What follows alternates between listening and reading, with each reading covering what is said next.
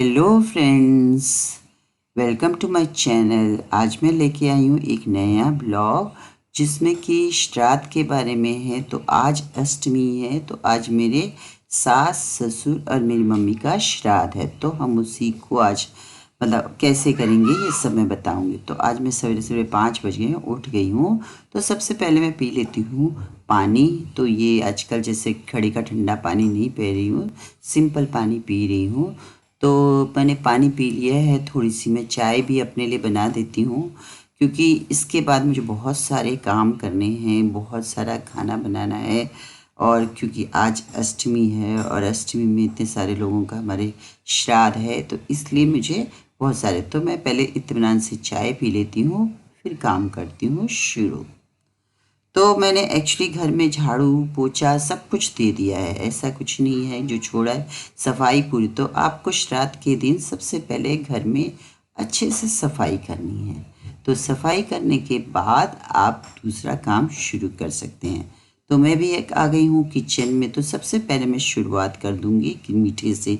तो इस बारी मैं श्राद्ध के लिए बनाने वाली हूँ ये झंगोरे की खीर। तो झंगोरा जो ये होता है, जो सावा के चावल होते हैं ना, वही, उससे बहुत खीर झटपट भी बन जाती है। और मेरी जो सास ससुर को ये खीर बहुत ही पसंद है, तो इसलिए मैं श्राद्ध के समय यही खीर बना रही हूँ। तो मैंने देखिए सावा के चावल भिगोए थे, उसको मैंने बॉइलिंग जो मिल्क है उसमें डाल दिया है। अब मैं साथ साथ में क्या है दूसरे भी काम करती जा रही हूँ, क्योंकि समय कम है, काम ज़्यादा है, इसलिए सारे काम मुझे एक साथ ही निपटाने हैं। तो मैं आटा भी गूंथती जा रही हूँ। तो ये देखिए मैंने आटा गूंथने लग गई हूँ। तो श्राद्ध में ऐसा कुछ नहीं है कि ये है या आपकी श्रद्धा। श्राद्ध मतलब ही श्रद्धा है कि आप अपने जो दिवंगत लोगों के लिए कितनी श्रद्धा मतलब आप करते हैं। यही सब आपकी जब श्राद्ध करते हो तो पता चलता है। तो मैंने इधर आटा अच्छे से गूंद लिया है। तो गूंदने के बाद मैं क्या करूँगी, आटे पे थोड़ा सा देसी घी लगा दूँगी।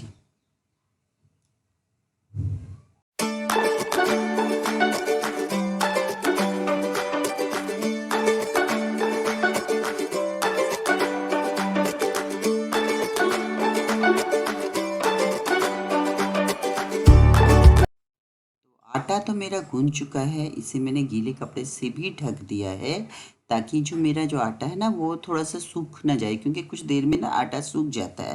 और आटा पहले से गूंद के रखो तो हमारी पूड़ियाँ बहुत ही नरम बनती हैं।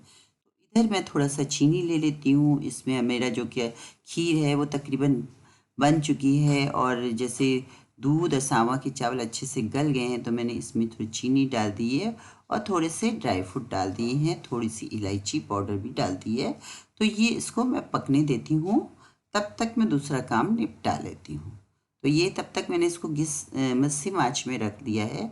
अब मैं क्या करूँगी, ले लूँगी तोरी। तो एक्चुअली क्या है ना, इस समय हम लोग गढ़वाल में नॉर्मली बेल वाली सब्ज़ी बनाते हैं। तो बेल वाली सब्ज़ी में नॉर्मली तोरी, चिचिंडा और ये सब सब्ज़ी बनाते हैं। तो मैं एक्चुअली कद्दू की सब्ज़ी बनाने वाली थी या लौकी की सब्ज़ी बनाने वाली थी। तो किसी ने बोला कि ना कद्दू और लौकी नहीं बनते हैं, तो मैंने कहा चलो कोई नहीं, आज हम ये तोरी वाली ही सब्ज़ी बनाएंगे। तो मैं इसको अच्छे से छील रही हूँ। तो ये मैं कांटे वाली जो तोरी होती है ना वो लाई हूँ, क्योंकि वो बहुत ही टेस्टी होती है। और मेरी मम्मी को ना स्पेशली यही कांटे वाली जो तोरी होती है ना वही पसंद है। तो मैं सारी सब्जियों को अच्छे से छील देती हूँ, हरी मिर्च काट देती हूँ, लहसुन को थोड़ा छील देती हूँ और फिर आगे का प्रोसेस करूँगी।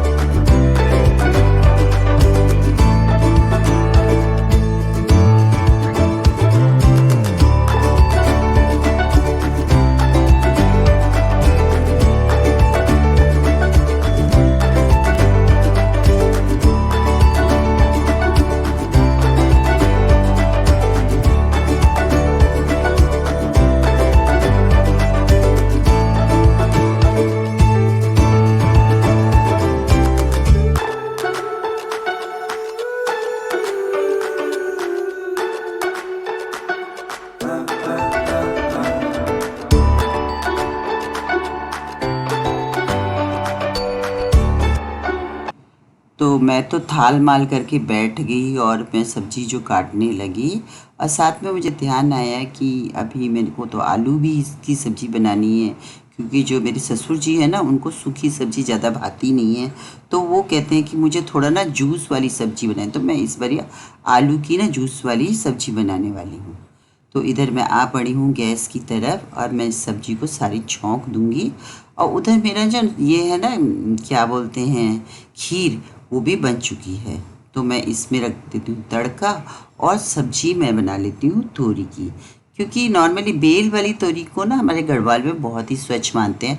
और दूसरा जो ये सब्जियाँ होती हैं ना, हम लोग नॉर्मली जब पहली बारी बनाते हैं ना नॉर्मली, तभी मतलब श्राद्ध में पहले पितरों को अर्पण करते हैं, उसके बाद ही हम वो सब्जी का सेवन करते हैं। तो नॉर्मली हम एक सब्जी कोई भी, जैसे आप की इच्छा पे जो भी आपको सब्जी छोड़नी है तो वो छोड़ दीजिए, और मतलब श्राद्ध के दिन आप ना मतलब उस सब्जी को शुरू करिए, फिर आप कभी भी वो सब्जी बना दीजिए।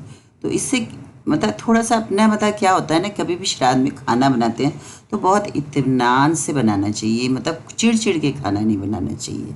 और इधर मैंने ना मतलब कुकर में आलू भी बॉईल करने के लिए रख दिए, तो साथ साथ मेरा दोनों काम भी होता रहेगा और सब्जी भी बनती रहेगी। तो इधर मैं दूसरी प्रिपरेशन भी शुरू कर देती हूँ। तो इधर सब्जी में थोड़े से मसाले डाल देती हूँ। तो आज जो हम सब्जी जो हमने बनाई है ना, उसमें हमने कोई भी प्याज लहसुन और तेज़ मसाले नहीं डाले हैं, सिंपल मसाले डाले हैं। तो यही वाली जो सब इस टाइप की सब्जी श्राद्ध में ज़्यादातर प्रेफर की जाती है।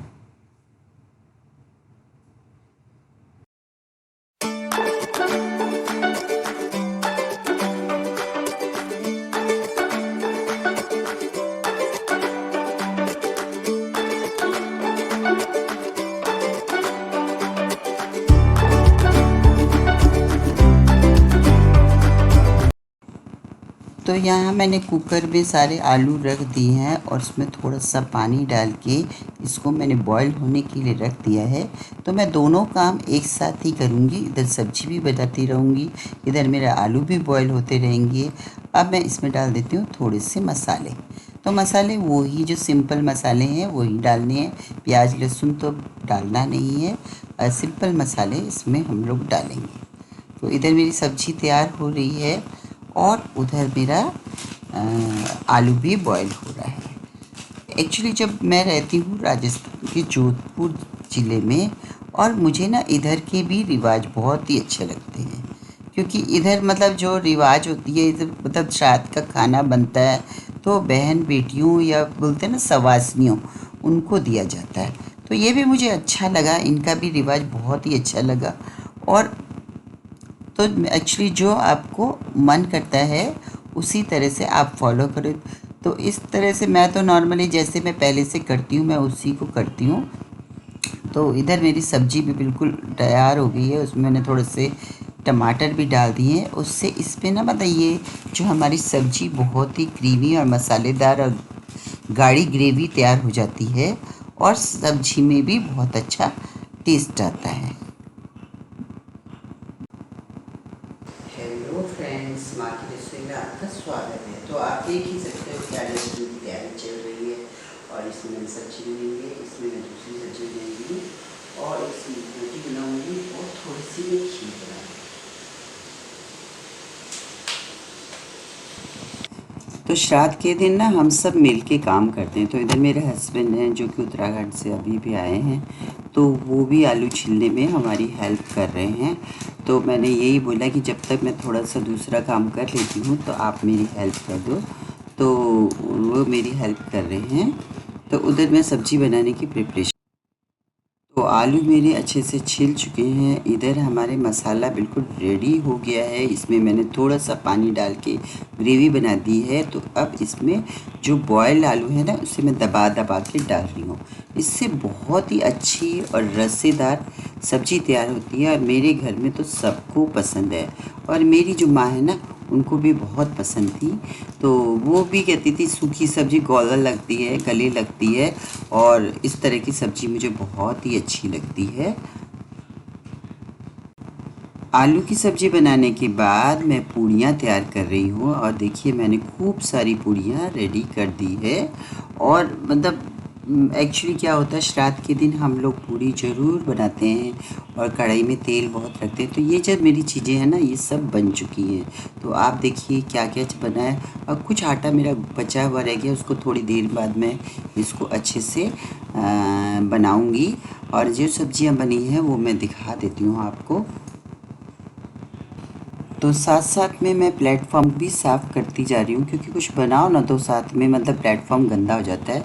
तो ये जो चीज़ें हैं वो मैंने बना ली है और श्राद्ध की बिल्कुल रेडी थी। पूड़ी बना दी, थोड़ी मैंने सब्ज़ी बना दी, थोड़ी रस्से वाली सब्ज़ी बना दी, थोड़ी सी खीर बना दी।